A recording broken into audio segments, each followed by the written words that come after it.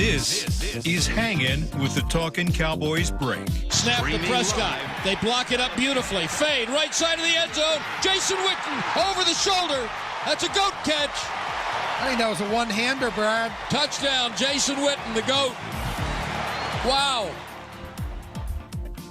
Yo, that is not just a memory lane anymore. That's not a thing of the past, guys. It's a thing of the future and of now. Welcome to the Emergency Podcast. Lindsay Draper, Nick Eatman, Derek Eagleton reacting to Jason Witten coming out of retirement. I have to admit, my first question was, as a coach or as a player, guys, you guys were upstairs. I was downstairs. What was your reaction? April Fools. First thought was, what month is this? Wait a second, are we getting punked here? Like what? And then I really, was like, wow, I like it. I like the move. I mean, I like it. I mean, because, and this is a good young football team that made the playoffs and is going to enter the season with some issues at tight end. And you know what? And I think that, like he said in his statement, he's still, the fire's still burning there, and he's got to get those secrets. They're still in the dirt. Let's go get them. So. I didn't think it was completely shocking. I mean, I was, obviously, as everybody is, you're shocked at the initial news of it. But then when I thought about it, I was like, and I'll take you back to the playoffs in January. I was talking to Taylor one day, and we were just kind of talking about the team. And one thing I mentioned to her was, I wonder right now, and this was in January, like first round of the playoffs, I said, I wonder right now if Jason Witten is having any second thoughts. Is he looking at this team? Because it's my personal opinion. I don't know. He's never said this to me or anybody I've heard of. My belief is that part of the reason that he walked away is because he didn't necessarily see that this was a team that was right there on the cusp of a championship. And it made me think, is he rethinking that, thinking, man, what I've seen from this team over the last 8 weeks of the season when they went from 3-5 to where they are now, what I'm seeing is that this team is really good. This team has some great potential, and I could actually fill a void for them that may be the void that could push him over the top. I wonder if he was having that kind of conversation with himself back in January. And so it made me, when I heard this news, it made me think maybe he was having that conversation with himself, and maybe he looked at it now like, I see this team as a rising team. If I jump back in, I can fill a void, and by the way, maybe that's enough for me to be able to get that ever elusive ring or get deep in the playoffs. He has not been able to do that in his career. So much irony with that. If that is true, and I don't know why it wouldn't be, of all that stuff that you just said, there's so much irony because I have sat there with Witten on 2 occasions where he has been really visibly upset about situations sort of like that. One of them was Cole Beasley, who decided to quit at training camp and go back home because this wasn't for him. But then he came back and after a weekend and was like, you know what, I changed my mind. I'm sorry. Had a little relapse there. And Jason Witten wasn't about it. He was like, no, I'm not. No, you can't just quit on us and come back.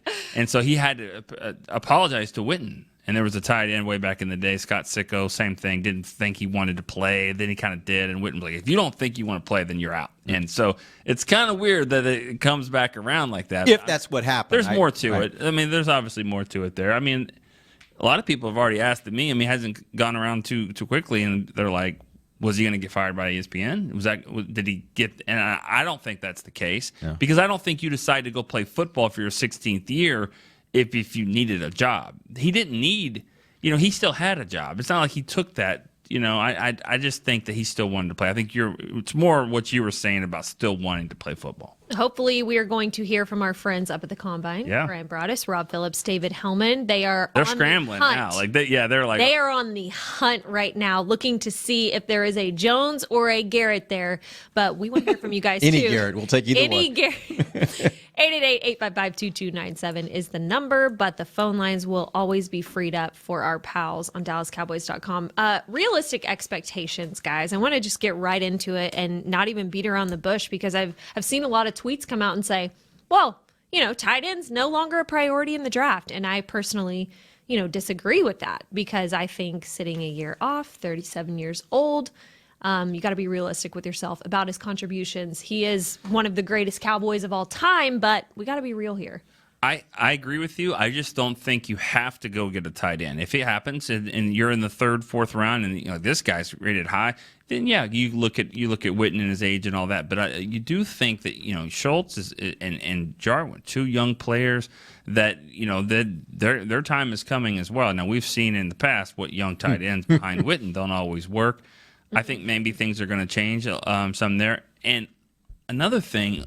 At his press conference for the Jason Witten College Player of the Year, he was not long ago, right? A few weeks ago up here. He was asked about Kellen Moore, and he kind of talked a little bit about how he thinks Kellen's going to really help Dak and do things now that Dak is really able to do. Kind of made it sound like Linehan wasn't doing that and just had really high praise for Kellen Moore, and maybe that's part of it too. Maybe this offense is actually something he thinks is a little bit more suited for him. Yeah, I know someone that talked to him off the record, and he was he had a lot of praise for Kellen Moore and what he thought Kellen Moore could do with this offense. Again, maybe that has something to do with this decision and that's not a knock necessarily on Linehan as much as it is just, I think he has a belief that Kellen Moore has the ability to really take this offense to another level, and he can see himself maybe in that role. And that may be something that excites him a little bit. And that coupled with, Nick, I want to rewind to something you said earlier, to pull him back. I mean, we could talk a full podcast alone on what it's going to take to be in shape, to get ready, to get your body right. But what you said, that this team actually could be a contender, that could lure him back, coupled with, Jason Witten's been around Kellen Moore. There's a couple things we don't know, that he might bring to the table. So that kind of makes this and season Kitna interesting. too. Don't forget Kitna. He and Kitna have been teammates. Like, he knows these guys. Well, I'm just going to read the quote if we didn't have seen it already. But the quote says exactly that, and I'm actually surprised a little bit about it. That he says the fire inside of me to compete and play this game is just burning too strong. This team has a great group of rising young stars, and I want to help them make a run at a championship. This was completely my decision. I'm very comfortable with it. I'm looking forward to getting back in the dirt. But just admitting that, yeah, this team has a chance to win, and I want to be a part of it. Oh, I'm glad he went out and said that, because that's kind of what you were alluding to as well. I don't think it had anything really to do with what was going on at Monday Night Football. I mean, it's hard to jump into the booth for your first broadcasting gig and be there. He had some moments. He wasn't polished. He's not Romo. They did him no favors. He's not Romo. They did him no favors. I think, and all of us can probably recognize this because we work in media, but it is a difficult thing, as we're about to do this in just a moment, but it is a difficult thing to do a broadcast with someone that you cannot see. Yeah. And for his first time in the booth, first time doing media, really, they asked him to do a game where one of the people that was a part of their threesome was actually on the field, and they could not see him, to be able to take nonverbal cues of when you're going to talk, when you want to talk, when you want to stop, how you want to enhance something that they're saying, or they want to enhance something that you're saying. Like, they did him no favors trying these things with a relatively freshman group of guys working together in that capacity. So I don't think ESPN did him any favors. No. I think that is a poor reflection of what you could expect from Witten if he decides to do that in the future. I think that was a learning year, and they put him on the big stage and gave him a lot of unexpected things. With a very experimental group. Right. In that kind of environment. I just think, ultimately, if he wants to go back into that, I think another network or ESPN will do it in a much more control type of environment to let him kind of get more used to it rather than just throwing him out there. I don't think they did him the next headset or earpiece he will put in will be as a coach. Anyways, I hear we have Brian Broadus on the line from Indianapolis. BB, just talk to us, man. What do you got? Well, we kind of located where the head coach is. We actually got to visit. Dave and I real quickly grabbed Kellen Moore, and we're over here at the Marriott, across the street from the JW Marriott. So we're over here at the Marriott, and we're staking out, trying to get Jason Garrett to give us a little idea. This was something that obviously just didn't happen today, I don't think. So, we had opportunities to kind of visit with people. So, we're over here kind of hanging out, waiting. Hopefully we'll get something from Coach Garrett about the situation. But kind of one of those traditional things that happens to us at DallasCowboys.com. We were all having lunch when this all went down. That's how it goes. The streak continues for us. Yes. Brian, other than maybe the salad that you were eating got cut into that a little bit, but you love this, don't you? You love going to stake out and try to find them. Yeah, no, this is a lot of fun actually because I've got all these connections with the team as we all do. So I was trying to kind of like, it was like playing the game of Clue, I was in the laboratory and I was looking, and then I had to go to the ballroom, and then I had to go, I guess I'm too old for the game of Clue, but yeah. Candlestick, Yeah, Candlestick, yeah, Mrs. Plum, all that stuff, Professor Plum. Are you going to hit Dave with the candlestick? I should, but no, I shouldn't do that. But no, we're we eliminated the stadium, we eliminated the team hotel, we eliminated and finally, like I say, running into Kellen Moore, Kellen said, "Hey, I've got to go meet with Coach." So we've got him cornered up here. But yeah, this is something that we're kind of all here, and we were trying to grab Stephen Jones. Well, we've learned Stephen Jones is not here. He's back in Dallas. He'll be back here tonight with Jerry. So. Again, hopefully we can have the opportunity. But, yeah, this was one of those things that, I know that was not being talked about here. Even the people that I know at ESPN and stuff like that, I think that they were a little bit surprised by how this all went down. And we'll see. We'll see if we can kind of get to the bottom of some of these things. But, for the Cowboys, they like to talk about how they're now the youngest team. Well, they've added some age to this team now. And to be quite honest with you, I really am surprised that they did make this move. Really? What do you think it does for the chemistry? And really kind of expand on that. Why are you kind of surprised by that? I'm surprised because, it's to me, it's, well, let's be honest, though. We've kind of, during the season, there was talk about him coming back. I know Ben Rogers from 105.3 was, went out on that limb and took a lot of criticism for it. And I know everybody, we've had contacts with Witten and stuff like that. But, we kind of heard the whispers that maybe things weren't going as well as they needed to be. And I heard you guys before I came on talking about, it was a difficult situation.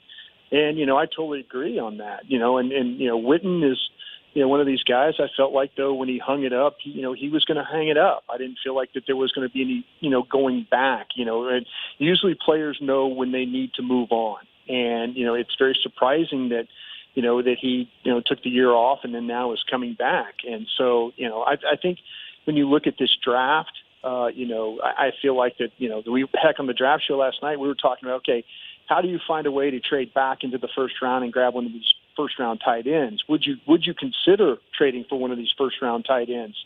So, I think this team was making plans to go that direction. So, again, it's a little surprising to me that they would entertain this. Now, well, they entertained it, I guess, earlier or later in the year, but now we've full-blown got it full circle here. So that it's a team that. I felt like has always tried to get younger and add talent that way. It's just a little bit surprising to me they went this route. Well, Brian, knowing that it's a guy that's an aging player, sure. Do you think that, in your opinion, do you think it's still the wise and prudent thing for the Cowboys to do to still consider tight end as a priority during this draft? Well, yeah, I think you have to look at it, especially if it's a one-year deal, but. Maybe this is the bridge that they needed to get, another year with Schultz and another year with Jarwin. Usually you could take veteran players. I mean, we were thinking about, Sean Lee. Was Sean Lee the kind of the bridge to get the other guys ready, and these young kids just came in and played from the word go. And, really Sean Lee was kind of an afterthought there for a while. But, yeah, I just feel like, though, I think if it's any other player than Jason Witten, then maybe this doesn't work this way. Mm-hmm. But, I thought that they were going to try to say, okay, let's just go with the young tight ends. Let's draft a young tight end. And then, that way you have, Jarwin, young tight end, Schultz, and then kind of go that route. Because this draft, one of the really, we could have 2-3 tight ends taken in the first round. With depending on how this thing falls. So, and then the depth of the position is actually pretty good. Now, does that preclude them from taking, Derek, the question you asked, I would hope not, considering this is just a one-year deal. Okay. You're talking about tight ends, and Brian knows this better than anyone. You talk about tight ends, 3 projected guys in the first round. That's a position that sometimes those guys could slide. And they might be sitting there at maybe not 59, but sitting there in the 50s with a chance to trade up and go, man. Well, yeah, that's where you got the extra compensatory 4, and so how do you take 58 and that 4 and move, get up. We were talking about, can you get into the 40s to get one of these guys? And, that's probably what you're going to have to do. Now, I would hope that this wouldn't take them out of the tight end market. We talk about, it's hard to say, not hard to say, but it's difficult to say, would Jason Witten be a progress stopper? Would he prevent you from getting a tight end? And you would hope not. You really, really would hope not. But, we need to see what Jason Witten's role is going to be with this team. He's excited about coming back. Nick, you just read the quote. But, where is Jason Witten going to play 80% of the snaps again? Is he going to play 75% of the snaps? What number of the snaps is he going to play? And that, that's where I think you kind of have to look at things and say, okay, is the level of how many snaps he's going to play, really, really worth it for this team? Brian, will you call us back if you track anybody down? Yeah, we will. We're hanging out. It's so much fun just to hang out and look at elevators. It's a very exciting time. So, absolutely. We will check back in with you guys. Appreciate you having me on today. All right. Thanks, Brian. Appreciate it. All right, take care. All right. All right, guys, we're going to take a quick break and regroup, but we will be back. The number again is 888-855-2297.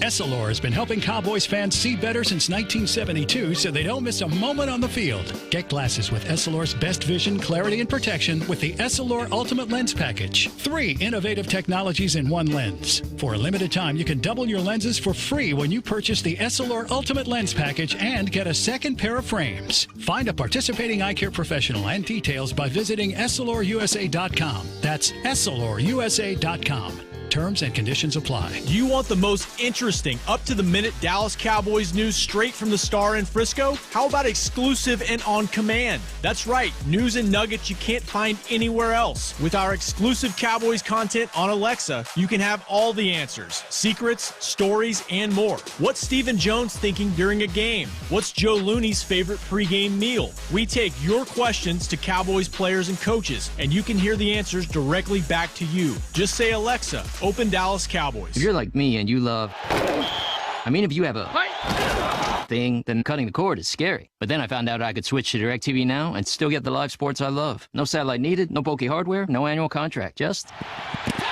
Get the live sports you love. Try DirecTV Now for $10 a month for 3 months. Visit DirecTVNow.com. DirecTV Now. More for your thing. That's our thing. Use code REALDEAL. Limited time. Price for a little package. After 3 months, renews monthly at full price. Currently minimum $40 unless canceled. Prices may change. New subscribers only. Cancel anytime. Content varies by package and may be limited. Restrictions apply. A man's Stetson doesn't just protect him from life's elements. It projects an unstoppable and legendary spirit, just like the men wearing silver and navy on the field every Sunday. Since 1865, Stetson hats are American-made with pride right here in Texas. They are still the official crown of all self-respecting Cowboys.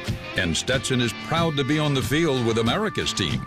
Find Stetson hats in the Pro Shop or at Stetson.com today. Dr. Pepper is the one you crave. But how do you explain that craving? Imagine being shipwrecked on a desert island, alone. Glass-like curls of surf pound the shore with Dr. Pepper-colored waves. Surrounded by desire, but you can't drink it because it's the ocean. Fish live in there. The only thing you want is Dr. Pepper, and you can't have it. Now that is a Dr. Pepper craving. Dr. Pepper, the one you crave. This is Hangin' with the Talkin' Cowboys break. Streaming live on DallasCowboys.com and the official Dallas Cowboys app. Thank you guys for letting me host. This is what you just threw me in here, and you know what's going to happen. You're going to be so good at it that by next year, somebody's on a new podcast. Derek calls me in his office. He's like, "Hey, Witten's back. Got an idea. You're back. Get downstairs to the podcast." You host the podcast for the Cover 4. Taylor does. Taylor's It's a great job. Yeah, I just get to sit back, relax. Isn't that the best when you can just sit back and relax? Gonna hear about that. Yes. What? All right, we decided to take callers today, and we have Scott in Jersey on the line. What is up, Scott? What's your reaction? Hey, how you doing? Hey. Hey. What's going on? Talking Cowboys break. How you doing? Are you working? Doing good today. Actually, I'm just out of work, walking across town. I heard the great news. I immediately turned the radio on. Knew there would be some kind of live broadcast from there you go. You people. You know what I want to know? I mean, I don't know right off the bat why we carry so many tight ends.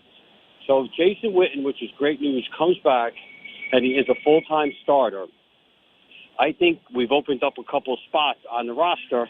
We don't need that many tight ends. You obviously keep Schultz, Jarwin. You're not looking in the draft. I don't feel you need one. Because, Witten's not coming back for 1 year.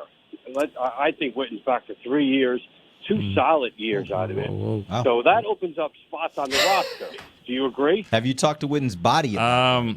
I think that sounds. He's ready for this. I think I think it sounds great. It sounds great, but as we all know, sometimes our bodies aren't exactly not aligned. They don't align with what your mindset is, and so I don't know if you have to. You don't have to draft a tight end, but I think if one, like I said, if one falls to you, that's fine. I don't think. That means you don't think he's a starter then? No. Think he's starting? I do think he starts. I think he starts, Okay. but you also have 2 young tight ends that you want to develop as well. So tight end to me is not a huge need because you have a starter and you have 2 good young backups or solid young backups. I don't think Rico's going to be in the mix anymore because I think that experiment is over, and I don't think Swaim returns in free agency. So I agree with you. I do think a spot opens up, but mainly a spot opens up because you were holding on to Rico as this experiment guy to see what he can do, and I just don't think it's going to work out here. I do think he'll sign with another team. Yeah, well, somebody be a fool wouldn't to sign that guy. He's good, but we don't have room on the roster is our problem. He's not good for this offense, and I don't know if that's a good thing or not. I just don't think he's a good fit. He's going to go – think about this. Antonio Gates would have never survived in Dallas for 15 years if he had to block as much as Witten. That's not his style. Yeah. But there are offenses that will have Rico, maybe a Kansas City or somebody that has a little bit more wide-open style, and I bet you he goes there and he does well. I just don't think it would have worked here at this type of offense. Yeah, thanks. Do you think we could trade it for a first-round pick? Maybe we could jump back in the first round for Rico? Bye, Scott. It was right. great chatting with you this first round afternoon. Pick. He's joking. But I did think that I thought his call actually did though dovetail nicely into something we were talking about in the break. When you start talking about what Witten's role is going to be, whether he's a starter, whether he's not. Mm-hmm. One of the points that I was making to you guys was I think that for Witten, if you look at how he has been as a starting tight end for this team and what that's meant for other tight ends that they've brought in over the years, typically he's not the one that's necessarily bringing those guys along and making it better for them to ultimately take his job. Like, he is not coming off the field. Like, he wants to be on the field every play. And I think in this move, I think Witten's going to have to come back with a little bit of a different role and a different attitude here, because you don't want him to come back and be your starter every down tight end, because if he's doing that, you're not developing Schultz, you're not developing Blake Jarwin. I think he has to come back more in a player coach kind of role. I say that really loosely. I'm not saying he's a coach, but I'm saying he's going to have to come back. In my opinion, he should come back in a role of, I'm not only going to add something for you at the tight end position, I'm also going to be helping bring these young guys along, because I'm not going to be here long term. I'm here for a short period of time. Also in the break, Nick brought up, red zone troubles were a problem this year. I wonder if that was discussed up front. Hey, you maybe not going to start every play and everyone's going to be behind you, but we do have a need here and you can fill that. Yeah, and I think that was a big problem. I do think that Witten's absence hurt the team in the red zone. I think I was reading a tweet that somebody had said, this is good, but I don't ever remember missing him last year. But I think Witten helped in the red zone in ways even when he didn't have the ball. You need a threat back there. You need a guy that can get open, that can find a way to kind of post up and box out like a basketball player and make a catch. And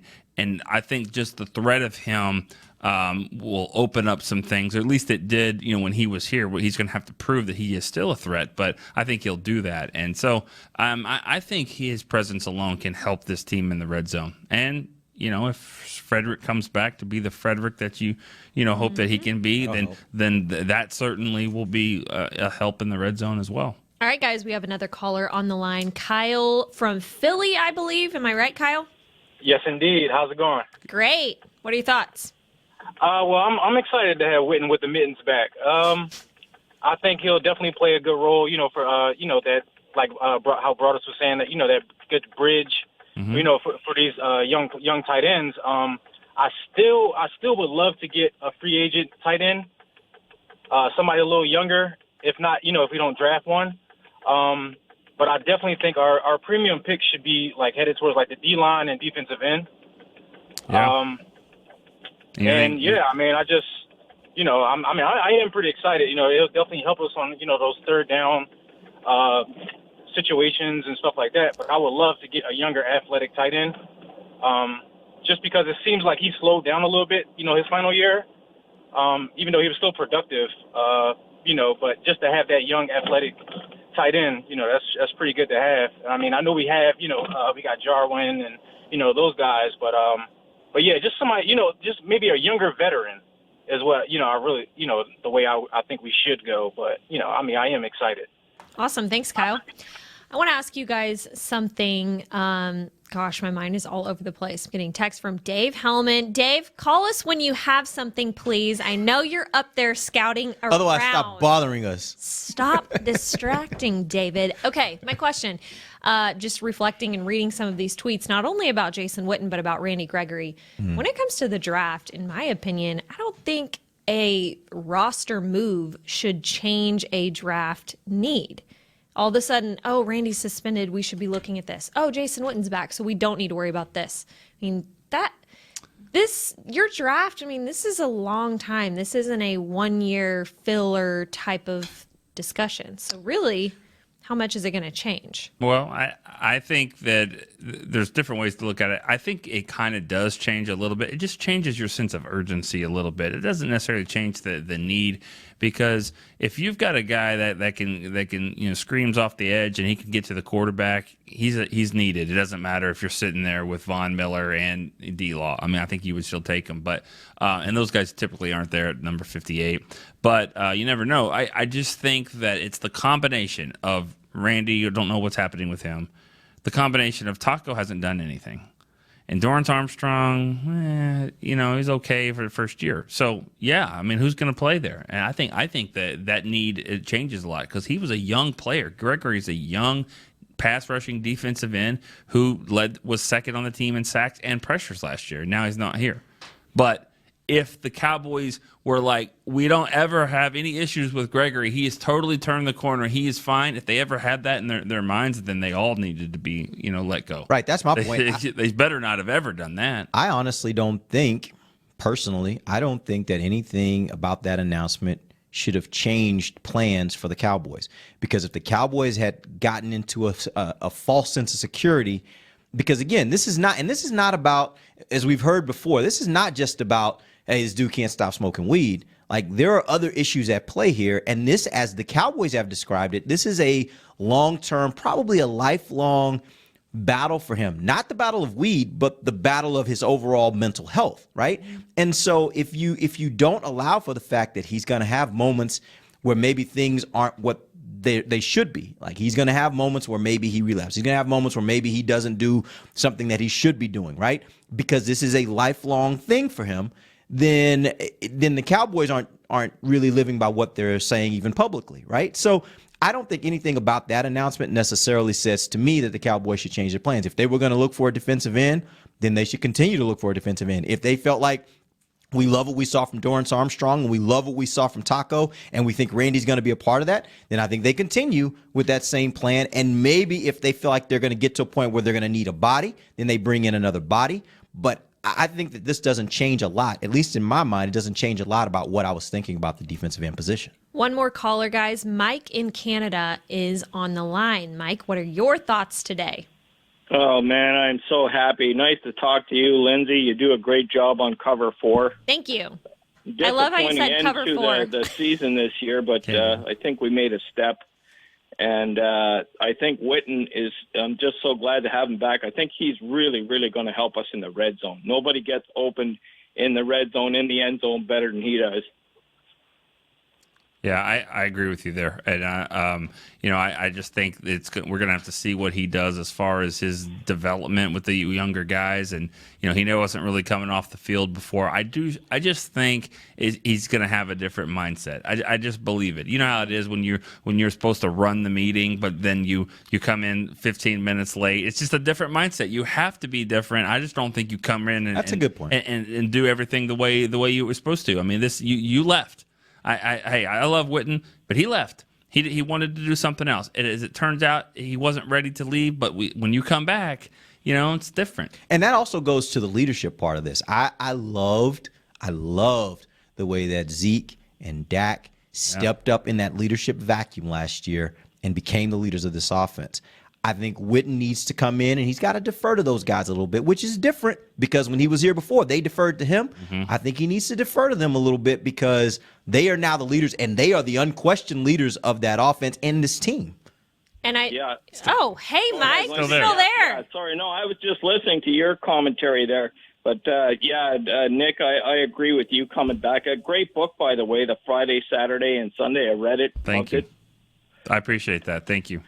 And getting back to Witt, he's going to have to take a reduced role. I agree with that. I think it probably, to get them the best use out of him, use them in the critical situations where you need to convert on third down and in the red zone, etc., and let the other guys develop.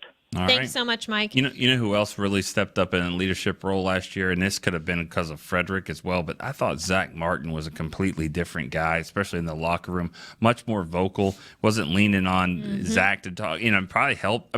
Frederick to talk to all the time, it helped that they had different lockers. Now, speaking of lockers, we got an issue. Somebody come up there? Well, it's not like we've been here for 20 years. I mean, it's just relatively new. But Garrett likes to have the leaders in the corner spots of the locker room, and Witten had that spot for a couple years, and then Zach Martin replaced him.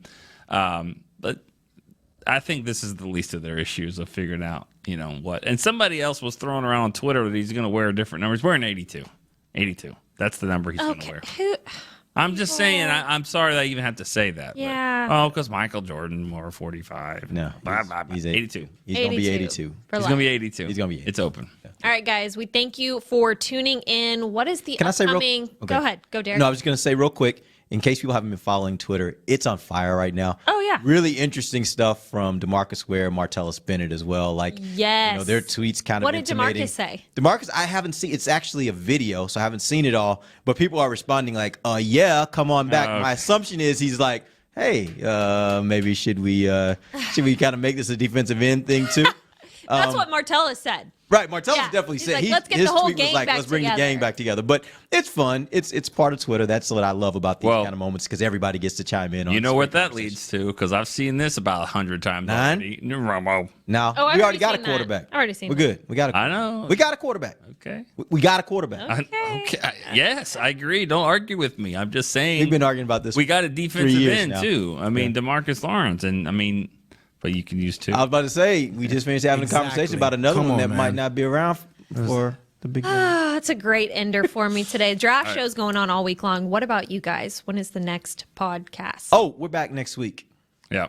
Everybody's in different places. We're back next week. Next we week. will not be back the week after that because that's spring break, but we'll be back next week, so we got lots to talk about next week. All right, you guys. Thank you for tuning in. Let us know your thoughts, and we will be updating DallasCowboys.com all day long with any new updates all weekend long as well. Thanks for tuning in. This has been a production of DallasCowboys.com and the Dallas Cowboys Football Club. How about this, Cowboys? Yeah!